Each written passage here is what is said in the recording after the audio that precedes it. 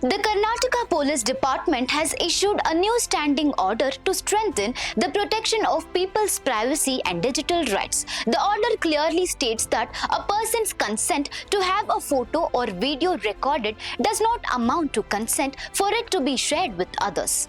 Sharing, publishing, forwarding or uploading someone's intimate or private photos and videos without their consent is a separate criminal offense even if the content was originally recorded with their consent. Under the new directions, police officers across Karnataka have been instructed to register an FIR in all cases involving the non-consensual sharing of intimate content. This includes cases of revenge pornography, sextortion and blackmail using private photos or videos.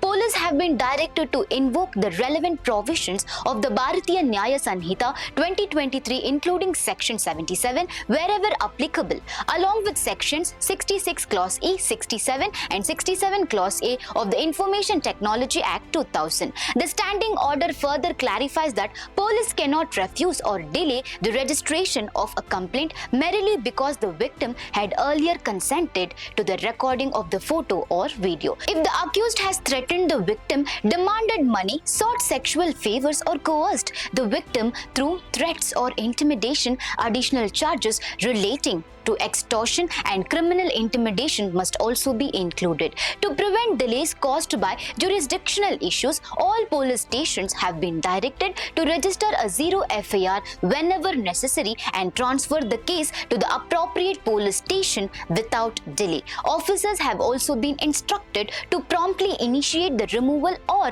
blocking of the offensive content, preserve digital evidence and coordinate with cybercrime police stations and the CID Cyber Division for technical investigation. The standing order emphasizes that victims must be treated with dignity, respect and sensitivity throughout the investigation. Their identities must remain confidential. Victim blaming must be avoided and wherever possible, complaints from women should be recorded by women police officers. The Karnataka Police Department has also warned that any police officer who refuses or delays registering an FIR on the mistaken belief that consent to recording implies consent to sharing may face departmental action. According to the department, the new directive reinforces that the constitutional right to privacy and ensures that victims receive a uniform, legally sound and victim-friendly response at all police stations across Karnataka. So viewers,